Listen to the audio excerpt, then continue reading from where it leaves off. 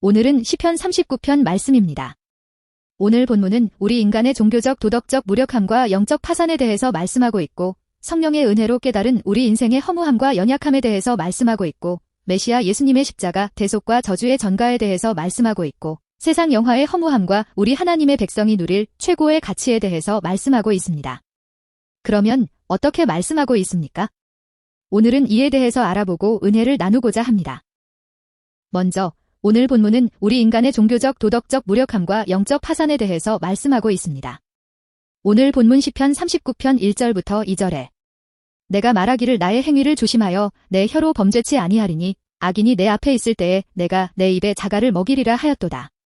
내가 잠잠하여 선한 말도 바라지 아니하니 나의 근심이 더 심하도다 하고 말씀하고 있습니다. 내가 말하기를 나의 행위를 조심하여 내 혀로 범죄치 아니하리니 악인이 내 앞에 있을 때에 내가 내 입에 자갈을 먹이리라 하였도다. 지금 이 말씀은 타락한 우리 인간이 스스로의 노력과 의지로 하나님 없는 의를 이루어 보려고 버둥거리는 전적인 무능력의 모습을 보여주고 있습니다. 성경에서 우리 인간이 가장 제어하기 힘든 지체는 혀로 소개하고 있습니다. 야고보서의 말씀처럼 혀는 능히 길들일 사람이 없고 사람을 죽이는 독이 가득한 지체입니다. 그런데 지금 다윗은 철저하게 내 혀를 단속해서 혀로서 단 하나의 죄도 짓지 않겠다는 엄청난 결단을 하고 있습니다. 이는 우리 인간이 시도할 수 있는 도덕적이고도 종교적인 최고 노력의 극치를 나타내고 있습니다. 아니, 이는 하나님의 은혜가 없이도 내 이성과 내 노력만으로 내 삶을 스스로 통제할 수 있고 의로운 상태를 유지할 수 있다는 아담 후예들의 전형적 착각이자 자만심입니다. 또한 이런 교만한 율법주의적 선언은 마침내는 하나님께서 보내어 주신 메시아 예수님을 대적하는 것으로 이어지게 됩니다. 악인이 내 앞에 있을 때에 내가 내 입에 자갈을 먹이리라 하였도다. 여기에서 다윗이 대단한 결단을 내린 배경은 평온할 때가 아니라 바로 악인이 자기 앞에 있을 때입니다. 곧 다윗은 악인의 조롱과 핍박이 눈앞에 펼쳐지자 하나님의 은혜를 엎드려서 구하는 대신에 자기 힘으로 한번 참아보려고 내 입에 재갈을 물리겠다라고 선언하고 있습니다. 마치 거친 짐승을 제어하고 통제하듯이 자기 의지라는 재갈을 통해 자기 입술을 스스로 틀어막은 것입니다. 이런 모습은 부패하고 타락한 우리 인간의 전형적인 태도이자 착각입니다. 곧 나는 하나님의 은혜가 없어도 내 종교적인 노력과 내 의지만으로 이 억울한 상황을 참아내어서 내 의로움을 증명해 보이겠다 라고 하는, 아니 발버둥을 치는 우리 인간의 자만심을 보여주고 있습니다. 그렇지만 하나님이 없는 율법적 종교 생활은 결코 승리를 주지 못한다는 것을 알아야 합니다. 결국 이런 위대한 결단은 이어지는 2절에서 가장 비참한 파산을 맞이하고 있는 것을 보게 됩니다. 내가 잠잠하여 선한 말도 바라지 아니하니 나의 근심이 더 심하도다. 지금 이 말씀은 하나님의 은혜가 없이 자신의 힘으로 의로움을 지키려 할 때 마주하게 되는 영적 고통과 실패의 실상을 적나라하게 보여주고 있습니다. 곧 다윗은 악인 앞에서 죄를 범하지 않으려고 나쁜 말뿐 아니라 아예 선한 말까지도 그 입을 닫아버렸습니다. 혹시라도 말 한마디 잘못 뱉었다가 그것이 불씨가 되어 더욱 나쁜 감정이 튀어나올까 보아서 가장 극단적인 방식으로 자신을 오가맨 것입니다. 바로 이것이 바리새인과도 같은 율법주의의 모습입니다. 오직 하나님의 은혜로서 변화되어 나타나는 그런 침묵이 아니라 내 본성을 억누르고 제어하여 스스로 의로움을 이루어 보겠다는 인간의 교만한 모습입니다. 또한 이토록 철저히 입을 닫았다고 한다면 마땅히 기대했던 승리와 평안이 따라와야 함에도 그 결과는 정반대였습니다. 이에 다윗은 나의 근심이 더 심하도다 라고 고백하고 있습니다. 여기에서 근심은 살이 찢겨 나가는 듯한 극심한 영혼의 통증을 뜻합니다. 곧 겉으로만 보이는 내 입술은 내 의지와 노력대로 통제할 수 있을지는 몰라도 그 타락한 본성에서 뿜어져 나오는 우리 인간 내면의 죄성은 누르면 누를수록 안에서 썩고 골마 터지기 마련입니다. 비록 겉은 잠잠해 보일지라도 그 속에서는 분노와 혈기가 독버섯처럼 자라나서 다윗의 온 영혼을 사정없이 찔러댔던 것입니다. 바로 이것이 하나님의 은혜가 배제된 종교적 노력과 율법적 고행이 맞이하는 비참한 결말입니다. 곧 복음이 없는 하나님이 없는 종교 생활은 참된 안식을 주지 못하고 오히려 우리 영혼을 더욱더 깊은 괴로움의 수렁으로 밀어넣을 뿐입니다. 어쨌거나 이는 우리 인간의 종교적 노력과 의지로서는 결코 죄의 문제를 해결할 수 없다는 우리 인간의 무력함을 이 고통을 통해 고발하고 있습니다. 두 번째로 오늘 본문은 성령의 은혜로 깨달은 우리 인생의 허무함과 연약함에 대해서 말씀하고 있습니다. 오늘 본문 시편 39편 3절부터 4절에 내 마음이 내 속에서 뜨거워서 묵상할 때에 화가 바라니 나의 혀로 말하기를 여호와여 나의 종말과 연한의 어떠함을 알게 하사 나로 나의 연약함을 알게 하소서 하고 말씀하고 있습니다. 내 마음이 내 속에서 뜨거워서 묵상할 때에 화가 바라니 나의 혀로 말하기를 여호와여 나의 종말과 연한의 어떠함을 알게 하사 나로 나의 연약함을 알게 하소서. 지금 이 말씀은 성령의 강권적인 불이 임하여 우리 인간의 눈을 열어주시는 성령 하나님의 강력한 은혜에 대해 말씀하고 있습니다. 여기에서 뜨거워서는 성령의 역사로 인해 다윗의 심령이 중심에서부터 끓어오르기 시작한 상태를 나타내고 있습니다. 곧 다윗이 하나님의 말씀을 붙잡고서 을조리고 있을 때 그 뜨거움은 더욱더 거세어졌고 나중에는 극에 달하고 있는 것을 봅니다. 마치 다윗의 깊은 심령 안에서 불이라도 일어난 것처럼 성령의 강권적인 역사가 몰아닥친 것입니다. 이는 예레미야 선지자의 골수를 쪼개며 불붙게 하는 것과 같은 우리 인간의 오만함과 완악함의 심령을 다 태우는 것과 같은 아니 어리석은 인간의 심령을 감동하시고 조명하시고 소멸하시는 영이었습니다. 아니 우리 인간은 이런 성령이 찾아오시기 전에는 그 스스로 자기가 얼마나 어리석고 연약하고 허무한 존재인지조차도 깨닫지 못하는 그런 존재입니다. 그런데 이런 인간에게 뜨거운 성령의 불이 임하게 되자 비로소 자기 자신의 의로움과 교만과 어리석음이 다 깨어지게 되고 영적인 지혜의 눈이 열리게 된 것입니다. 또 여기에서 나의 혀로 말하기를은 성령의 불이 임할 때의 위대한 결과에 대해 말씀하고 있습니다. 곧 성령의 불이 임하자 이제 다윗의 굳게 닫혀있던 입술은 성령이 말하게 하심을 따라 영적인 진리를 대언하는 은혜의 통로로 바뀌게 됩니다. 여호와여 나의 종말과 연한의 어떠함을 알게 하사 나로 나의 연약함을 알게 하소서.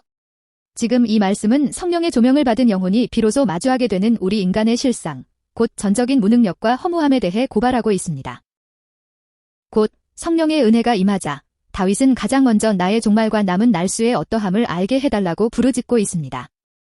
여기에서 알게 하소서는 단순한 지식이 아니라 하나님의 관점에서 내 인생의 끝과 한계를 온몸으로 깨닫고 절감하게 해달라는 탄원입니다. 또 여기에서 연약함은 나의 몸이 약하다는 뜻이 아니라 멈추기 쉬운 아무것도 아닌이라는 의미를 내포하고 있습니다. 곧 1절에서 다윗은 자기의 힘과 노력만으로 죄를 안 지을 수 있다고 자신했습니다.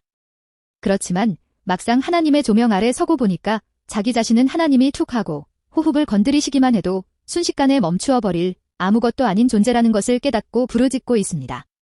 아니, 다윗은 비로소 성령 하나님의 은혜가 임하자 우리 인간의 실상을 깨닫고 그 전적인 무능력과 허무함으로 인해 울부짖고 있습니다. 오, 하나님, 우리 인간의 연약함과 허무함을 잘 알고 계시지요? 저희를 불쌍히 여기시고 긍휼히 여겨주옵소서. 하고 그러면 이처럼 성령 하나님께서 이토록 처절하게 우리 인간의 종말과 연약함을 직면케 하시는 이유가 무엇입니까? 그것은 우리 인생의 연약함과 허무함을 잘 알지 못하는 사람은 결코 하나님께서 보내어 주시는 메시아 구원자를 찾지 않기 때문입니다. 그렇지 아니하고 우리 인간은 내 의로움이 전부 다 파산하고 내가 아무것도 아닌 존재라는 것을 깨달을 때 비로소 세상에 대한 모든 집착과 아집을 다 내려놓고 하나님께서 보내어 주시는 메시아 예수님을 바라보게 되는 것입니다. 또 어떻게 말씀하고 있습니까? 오늘 본문 시편 39편 5절부터 6절에 주께서 나의 날을 손 넓이만큼 되게 하심에 나의 일생이 주의 앞에는 없는 것 같사오니 사람마다 그 든든히 선 때도 진실로 허사뿐이니이다. 셀라. 진실로 각 사람은 그림자같이 다니고 헛된 일에 분유하며 재물을 쌓으나 누가 취하는지 알지 못하나이다 하고 말씀하고 있습니다. 주께서 나의 날을 손 넓이만큼 되게 하심에 나의 일생이 주의 앞에는 없는 것 같사오니 사람마다 그 든든히 선 때도 진실로 허사뿐이니이다. 셀라. 진실로 각 사람은 그림자같이 다니고 헛된 일에 분유하며 재물을 쌓으나 누가 취하는지 알지 못하나이다. 지금 이 말씀은 하나님의 무한하심 앞에 서 있는 인간의 상대적인 미미함과 덧없음을 고발하고 있습니다. 이는 우리 인간이 자랑하는 가장 찬란한 순간조차도 결국에는 한낱 안개와도 같은 허사에 불과하다는 선언입니다. 어떻습니까? 이제 성령의 조명으로 비로소 인간의 실상을 보게 된 다윗의 눈에 우리 인생의 진짜 길이가 보이기 시작합니다. 그 길이는 고작 손 넓이만큼이었습니다. 여기에서 손 넓이는 손가락 4개를 합친 정도의 너비인 약 7-8cm로 고대시대 한 뼘도 되지 않는 가장 짧은 단위를 일컫는 말입니다. 다시 말해 우리 인생은 이 땅에서 영원히 살 것처럼 거창한 계획을 세우고서 분주하게 살아가지만 영원하신 하나님의 타임라인 위에 올려놓고 보면 고작 한 뼘 너비에 불과한 찰나의 순간일 뿐이라는 것입니다. 또 여기에서 덮는 것 같다는 관전한 물을 의미합니다. 곧 하나님 앞에서 우리 인간의 존재 가치는 스스로의 힘으로는 0에 불과하다는 선언입니다. 이는 내 힘으로 의로움을 이루겠다고 자랑하면서 자기 입에 재갈을 물리고 대단한 존재인 척 뽐냈던 인간의 실상이 고작 하나님 앞에서는 그 존재감조차 없는 선전한 무였음을 나타내고 있습니다. 또 여기에서 든든히 선 떼는 건강이나 재물이나 명예를 얻어서 내 인생은 이제 안전하다라고 자부하는 바로 그 정점의 순간을 가리킵니다. 그렇지만 다윗은 그 정점의 순간조차도 우리 인간의 실상은 진실로 허사, 곧 한 줄기 증기나 안개일 뿐이라고 선언하고 있습니다. 곧 하나님께서 우리의 호흡을 가볍게 툭 치시면 순식간에 사라지고 없어질 인생이라는 것입니다. 진실로 각 사람은 그림자같이 다니고 헛된 일에 분유하며 재물을 쌓으나 누가 취할는지 알지 못하나이다. 지금 이 말씀은 하나님을 떠난 인생들이 펼치는 마치 신기루와도 같은 삶의 분주함과 궁극적인 허무함을 고발하고 있습니다. 여기에서 그림자는 인간 존재의 덧없음과 허상을 의미합니다. 곧 우리 인간은 실체가 없는 그림자와도 같고 잠깐 나타났다가 사라지는 신기루와도 같은 그런 존재인데 참으로 그것을 깨닫지 못하고 이 땅에서 영원히 살아갈 것처럼 행동한다는 것입니다. 또 여기에서 분유하면은 벌떼처럼 위인거리다, 교란하게 소동하다라는 뜻입니다. 이는 마치 그림자와도 같은 우리 인생들이 아무런 가치도 없는 헛된 일을 위해서 잠시도 쉴 틈이 없이 미친 듯이 소란을 피우면서 바쁘게 살아가고 있는 모습을 묘사하고 있습니다. 그렇다고 한다면 이토록 소동을 피우면서 살아가는 세상 사람들의 최종 목적은 무엇입니까? 그것은 바로 이 땅에다가 재물을 쌓는 것입니다. 이는 우리 인생의 종말과 허무함을 깨닫지 못한 모든 세상 사람들의 맹목적인 삶의 방식을 나타내고 있습니다. 그렇지만 다윗은 누가 취할는지 알지 못하나이다 하고 인생의 허무함을 자조하고 있습니다. 곧 밤낮 없이 소란을 피우면서 부귀영화를 쌓아 올린다고 할지라도 하나님께서 그 호흡을 거두시는 죽음의 순간이 다가오게 되면 과연 그 재물이 누구의 손에 들어갈지 자기 자신조차도 알 수가 없다는 것입니다. 이는 어쩌면 오늘 밤에 내 영혼을 도로 찾으리니 그러면 내가 준비한 것이 누구의 것이 되겠느냐라고 선포하신 예수님의 경고와도 같습니다. 이렇듯 지금 이 말씀은 결국 썩어 없어질 세상 것에 자기 목숨을 걸고서 살아가는 인생이 그 얼마나 허망하고 비참한 것인지를 똑똑히 폭로하고 있습니다. 그러면 왜 다윗은 이토록 우리 인생의 허무함과 덧없음을 폭로하고 있는 것입니까? 그것은 이 복음은 우리 인간의 철저히 무너지고 파산된 아무것도 없음의 자리에서 시작되기 때문입니다. 곧 하나님 앞에서 나는 아무것도 아님을 인정하고 이 땅의 집착과 교만과 의로움을 다 내려놓는 사람만이 비로소 영원한 가치가 되시는 예수 그리스도 십자가 대속의 은혜를 온전히 붙잡을 수가 있기 때문입니다. 세 번째로 오늘 본문은 메시아 예수님의 십자가 대속과 저주의 전가에 대해서 말씀하고 있습니다. 오늘 본문 시편 39편 7절부터 10절에 주여 내가 무엇을 바라리요 나의 소망은 주께 있나이다. 나를 모든 죄과에서 건지시며 우매한 자에게 욕을 보지 않게 하소서. 내가 잠잠하고 입을 열지 아니하옴은 주께서 이를 행하신 연고니이다. 주의 증책을 나에게서 옮기소서. 주의 손이 치심으로 내가 쇠망하였나이다 하고 말씀하고 있습니다. 주여 내가 무엇을 바라리요 나의 소망은 주께 있나이다. 나를 모든 죄과에서 건지시며 우매한 자에게 욕을 보지 않게 하소서. 지금 이 말씀을 문자적으로 직역하면 나의 소망은 주께 바로 그에게 있나이다라고 할 수 있습니다. 여기에서 앞선 2인칭 주는 온 세상을 심판하시는 성부 하나님을 가리키고 그 뒤따르는 3인칭 그는 장차 이 땅 가운데 오실 메시아 예수님을 가리킵니다. 우리는 이 신비로운 인칭 변화 속에서 구약에 숨겨진 삼위일체 하나님의 위대한 구원 협약을 엿보게 됩니다. 먼저 주여 내가 이제 무엇을 바라리오는 인생의 철저한 무력함과 허무함을 깨달은 자가 토해내는 이 땅에는 아무 소망이 없다는 전적 파산 선언입니다. 곧 내 힘과 노력만으로 의로움을 이루려고 했던 교만이 모두 다 깨어진 영혼은 비로소 그 눈을 하늘로 돌려서 나의 소망은 주께 그에게 있나이다라고 선언하고 있습니다. 아마도 성령의 불이 임하자 다윗의 눈에는 성부 하나님 곁에서 우리 인류의 죄를 대신 짊어지기 위해서 준비하고 계시는 그 구원의 중보자가 되시는 메시아 예수님이 보였던 것 같습니다. 이에 다윗은 주저함이 없이 자기 인생 소망에 닿칠 성부 하나님과 그분 곧 메시아 예수님께 단단히 묶어 매고 있습니다. 이는 하나님. 내 소망은 하나님이 보내어 주실 바로 그분 메시아 예수님의 십자가 대속에만 있습니다. 라고 하는 삼위일체론적 구원 신앙의 선언입니다. 나를 모든 죄과에서 건지시며 우매한 자에게 욕을 보지 않게 하소서. 지금 이 말씀은 다윗이 자신의 무력함과 허무함을 깨닫고 자신의 영혼 구원을 위해서 또 사단의 정죄와 수치로부터의 승리를 위해 부르짖고 있습니다. 곧 다윗은 그냥 나를 죄에서 건져달라고 하지 않고 모든 죄과에서 건져달라고 기도하고 있습니다. 이는 다윗이 범한 하나의 죄를 용서해달라는 것이 아니라 다윗이 태어날 때부터 죽을 때까지 범하게 되는 모든 죄과로부터 건져달라는 것입니다. 더욱 여기에서 죄과는 다윗 개인의 실수가 아니라 하나님의 통치에 정면으로 대적했던 우리 인간의 깊은 반역과 고의적인 허물을 뜻합니다. 앞서 우리 인간은 스스로 자기 입에 재갈을 물리면서까지 죄를 안 지으려고 발버둥을 쳤지만 단 하나의 죄도 해결하지 못했던 것을 보았습니다. 왜냐하면 우리 인간의 내면에는 거대한 반역의 죄성이 자리하고 있기 때문입니다. 이에 다윗은 내 힘만으로는 결코 이 죄악의 사슬을 끊어낼 수가 없다는 것을 알았기에 오직 하나님의 절대적인 구원의 은혜만을 바라고 있는 것입니다.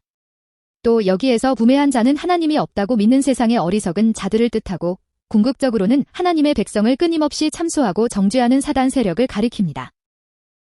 곧 하나님을 떠난 우리 인간이 겪는 가장 비참한 현실은 죄를 범했을 때 이런 사단으로부터 수치와 조롱을 당한다는 것입니다.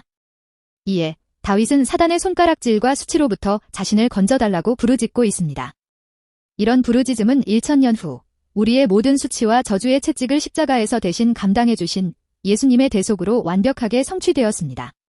이제 예수 그리스도 보혈의 공로를 통과한 백성은 더는 사단의 정죄와 조롱에 묶여 있을 필요가 없습니다. 왜냐하면 로마서 8장 1절에도 말씀하고 있는 것처럼 그리스도 예수 안에 있는 자에게는 결코 정죄함이 없기 때문입니다. 그러므로 다윗의 부르짖음은 이런 사단의 정죄와 수치로부터 나를 자유하게 해주셔서 최종 승리를 거두게 해달라는 강력한 믿음의 청원입니다. 내가 잠잠하고 입을 열지 아니하옴은 주께서 이를 행하신 연고니이다. 주의 증책을 나에게서 옮기소서. 주의 손이 치심으로 내가 쇠망하였나이다. 지금 이 말씀은 하나님의 주권과 놀라운 구원의 은혜 앞에 완전히 압도당한 영혼이 납작 엎드린 은혜의 침묵입니다.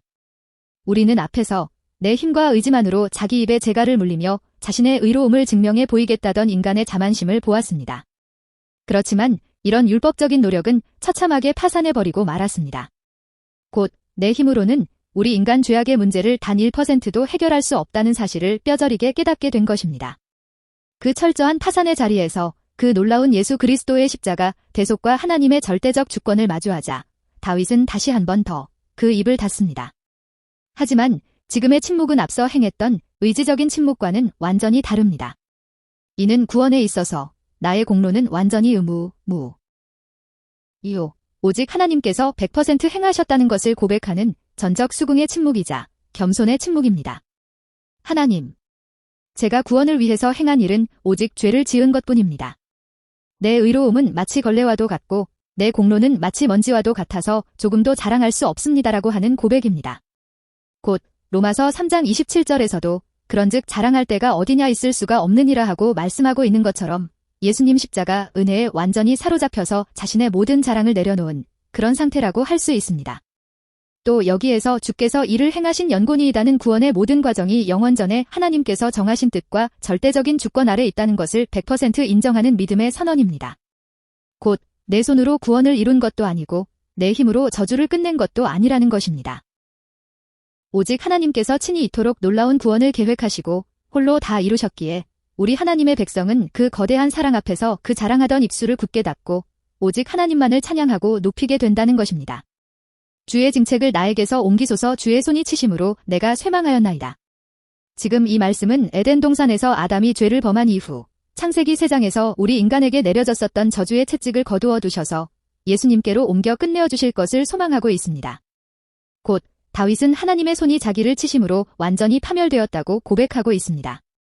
이는 죄로 인해 창세기 3장에서 영원한 하나님의 심판 아래 놓인 우리 인간의 비참한 실상을 나타내고 있고 또한 동시에 우리 인간의 힘만으로는 도저히 이런 저주에서 벗어날 수가 없다는 것을 나타내고 있습니다. 이때 성령의 조명을 받은 다윗은 놀라운 구원의 통로를 발견하고서 부르짖고 있습니다. 주의 증책을 나에게서 옮기소서. 여기에서 동기소서는 단순히 치워달라는 것이 아니라 구약 제사에서 우리 인간의 죄를 제물에 전가하듯이 나의 모든 죄악에 대한 저주의 채찍을 메시아 예수님에게 옮겨달라는 요청입니다. 이는 신약의 십자가 은혜를 1000년 전에 미리 앞서 내다본 위대한 믿음의 간구입니다. 이 예언적 기도는 1000년 후 예수님께서 십자가에 달려 피 흘려 죽으심으로 완벽하게 성취되었습니다. 곧 하나님은 우리 인간을 향했던 그 저주의 채찍을 독생자 예수 그리스도께로 완전히 옮기셨습니다. 이는 이사야 53장 5절의 말씀처럼 그가 징계를 받음으로 우리가 평화를 누리고 그가 채찍에 맞음으로 우리가 나음을 입었도다의 성취이기도 합니다. 이를 다시 이야기하면 우리 인간이 맞아야 할 하나님의 치심, 곧 그 징계의 채찍을 예수님께서 십자가에 달려 대신 다 감당해 주심으로 나를 향했던 저주가 예수님에게로 전가된 것입니다. 이에 이제는 예수님께서 내 모든 저주를 끝내주셨기 때문에 우리는 사망에서 생명으로, 저주에서 축복의 자리로 옮기움을 받게 된 것입니다. 마지막으로 오늘 본문은 세상 영화의 허무함과 성도가 누릴 최고의 가치에 대해서 말씀하고 있습니다. 오늘 본문 시편 39편 11절부터 13절에 주께서 죄악을 견책하사 사람을 징계하실 때에 그 영화를 좀 먹음같이 소멸하게 하시니 참으로 각 사람은 허사뿐이니이다. 셀라. 여호와여 나의 기도를 들으시며 나의 부르짖음에 귀를 기울이소서. 내가 눈물 흘릴 때에 잠잠하지 마옵소서. 대전하는 주께 객이 되고 거류자가 됨이 나의 모든 열조 같으니이다. 주는 나를 용서하사 내가 떠나 없어지기 전에 나의 건강을 회복시키소서 하고 말씀하고 있습니다. 주께서 죄악을 견책하사 사람을 징계하실 때에 그 영화를 좀 먹음같이 소멸하게 하시니 참으로 각 사람은 허사뿐이니이다. 셀라. 지금 이 말씀은 다시 한번 부귀영화를 쌓는 우리 인생의 허무함을 최종 선언하는 새로운 단락의 도입부입니다. 이제 다윗은 나라는 개인적인 울타리를 넘어서 모든 인류를 향한 하나님의 보편적 통치로 시선을 확장하고 있습니다. 여기에서 사람은 죄로 인해 부패하고 타락한 인류 전체를 뜻하고 있습니다. 또 여기에서 징계는 다윗 개인의 범죄에 대한 채찍이 아니라 인류 보편적 죄악에 대한 하나님의 심판을 가리킵니다. 곧 우리 인간은 그 누구나 하나님의 심판대 앞에 서게 되는 때가 오리라는 것입니다. 그런 하나님의 심판이 임할 때 우리 인간이 그토록 목숨 걸고 바쁘게 소동하며 쌓아 올렸던 세상의 영화는 마치 좀먹음같이 소멸하게 되리라는 것입니다.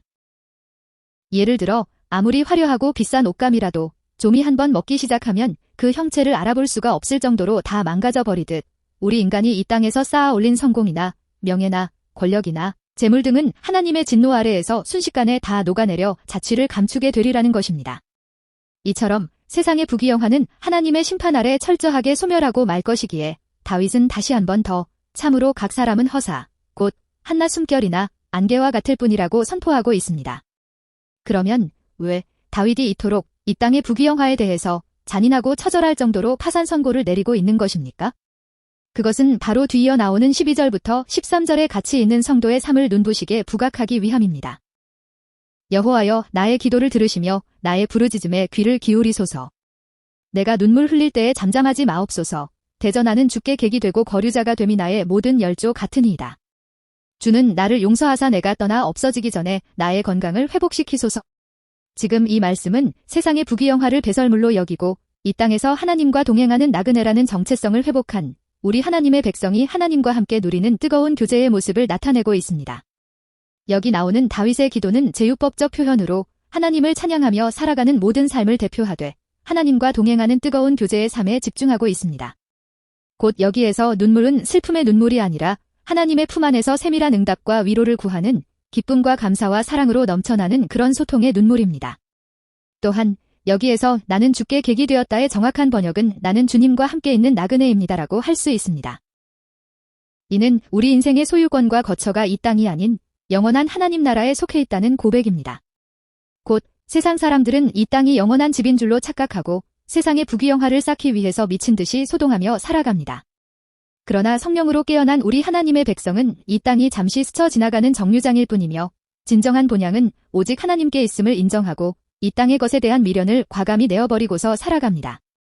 다윗은 이런 나그네 된 삼위자기 혼자만의 외로운 길이 아니라 나의 모든 조상들도 걸어간 길이라고 선포하고 있습니다.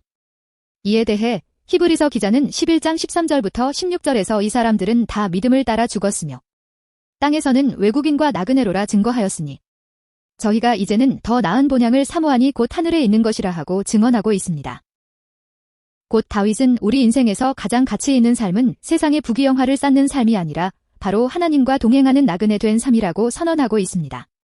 비록 이 땅에 내 이름으로 된 집이나 많은 재물이 없을지라도 영원한 천국을 소망하면서 매 순간 하나님의 도우시는 눈빛 아래 살아가는 나그네의 삶, 바로 이것이 믿음의 조상들이 걸어갔던 최고의 가치 있는 삶이라는 것입니다.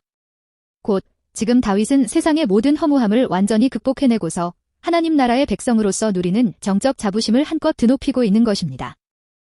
주는 나를 용서하사 내가 떠나 없어지기 전에 나의 건강을 회복시키소서. 지금 이 말씀은 창세기 3장에 죄의 저주 아래 짓눌려 숨도 쉬지 못하던 인간이 메시아 예수님의 대속을 힘입어 하나님과의 친밀한 교제 속에서 잃어버렸던 영적 기쁨과 유쾌함을 회복하는 모습을 그려주고 있습니다. 여기에서 용서하사는 등시하다, 바라보다라는 뜻으로 하나님이 나를 심판의 눈이 아니라 은혜와 사랑의 눈으로 응시해달라는 의미입니다. 그동안 하나님께서는 우리 인간의 죄악을 책망하시는 두려운 심판의 눈으로 세상을 바라보셨습니다. 그렇지만 예수님의 십자가 대속을 통과하고 하나님과 동행하는 나그네 됨을 자청하는 사람에게는 그 눈을 다시 돌려주십니다. 이제 그런 사람에게는 심판의 눈이 아니라 그 독생자 예수 그리스도의 피로 산바된 자녀를 바라보시는 따뜻한 사랑의 눈빛으로 바라보십니다. 이런 하나님의 응시는 그 자녀를 끝까지 지켜주시고 보호하시고 채워주시고 도와주시는 것으로 나타납니다. 또 여기에서 건강을 회복시키소서는 유쾌하게 하다, 미소짓게 하다라는 뜻으로 하나님께서 은혜의 눈빛으로 하나님의 백성을 도와주실 때 일어나는 결과를 보여주고 있습니다. 곧 나의 모든 저주가 예수님의 십자가로 옮겨지고 하나님의 도우시는 응시가 내 삶을 덮치면 죄악의 저주 아래 신음하며 살아가던 우리 하나님 백성의 웃음이 회복되는 것으로 나타나게 마련입니다. 곧 하나님의 백성은 마침내 안도하면서 내가 하나님 때문에 다시 웃을 수 있게 되었습니다. 라고 환호하게 되는 것입니다. 아니, 죄와 사단의 종노릇하며 살아가던 인생이 이에서 벗어나 유쾌하게 되고 미소 짓게 되는 것입니다. 바로 이것이 우리 하나님의 백성이 이 땅에서 누릴 수 있는 최고의 가치이자 위대한 인생의 결말이 아니겠습니까? 주여, 나의 소망은 주께 있나이다. 예수님, 감사합니다. 고맙습니다. 사랑합니다. 저희는 스스로의 힘으로는 죄 하나도 통제할 수 없는 그런 무력한 존재임을 고백합니다. 그런 우리를 위해 십자가에 달려 피 흘려 죽으심으로 대속의 은혜를 허락해 주신 것을 감사드립니다. 이제부터는 이 땅의 영화에 목매지 않고 오직 예수님께 소망을 두며 영원한 천국을 향해 걸어가는 거룩한 나그네가 되게 하옵소서. 매 순간 예수님과 동행하게 하시고 영생의 유쾌함과 미소를 회복하는 자들이 될 수 있기를 소원하옵고 예수님의 이름으로 축복하며 기도합니다. 아멘.